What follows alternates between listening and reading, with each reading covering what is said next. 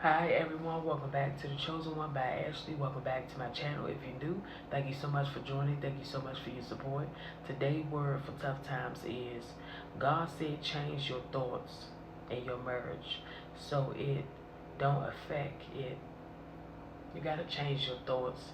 The way you thinking about your partner, the things that you may be thinking which is negative, you need to change your thoughts and start to think positive, because let me tell you something, cheating on them is not going to help your relationship at all.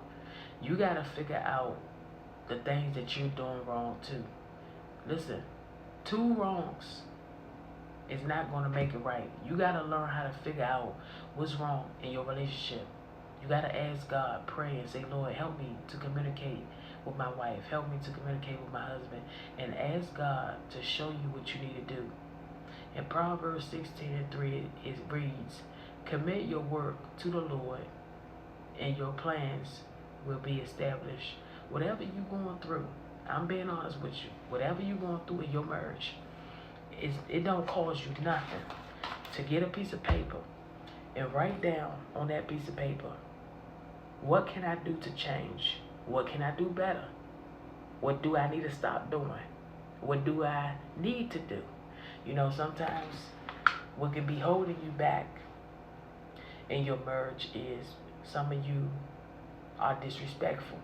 Some of you cheating. Some of you not being honest about where you're going. You say you at work, and guess what? You in the office. You in the office late nights having sex with your coworker, doing things you should be doing.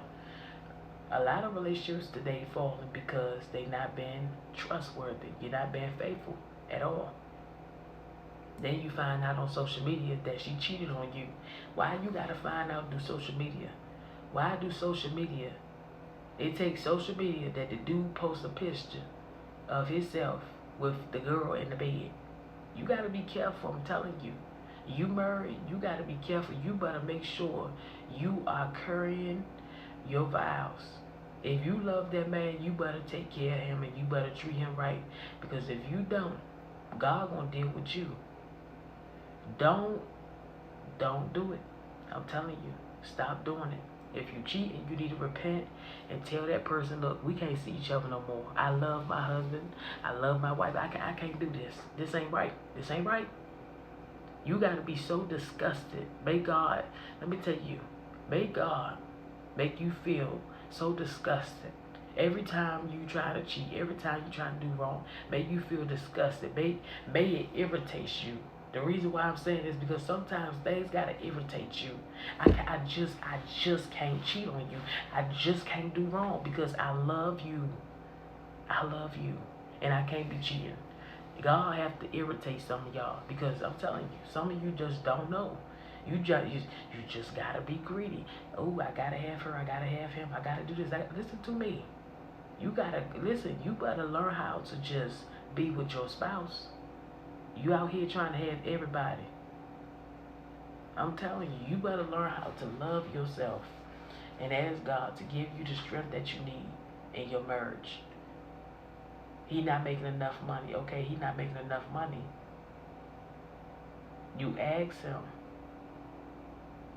You can help them to apply for a job. Maybe you and your husband can start your business together.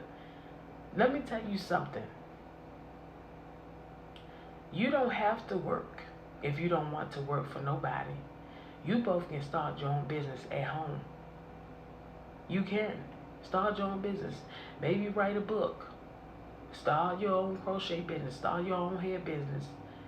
Do something. Start it at home. You don't always have to work for people. You ain't got to work for nobody. Work for yourself. Be your own CEO. Be your own supervisor. Be your own manager. Be your own security. Start your own security business.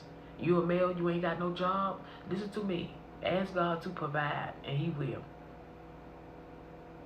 Your wife mad at you because you ain't got no job? Let me tell you this. If she can't work with you, that ain't the one. That ain't the one. It's not about your pockets. It's about your heart. Once she understands it's about your heart, then God gonna open her understanding. Because she got to understand it ain't about your money. It's about your heart. I love you. to death do us part.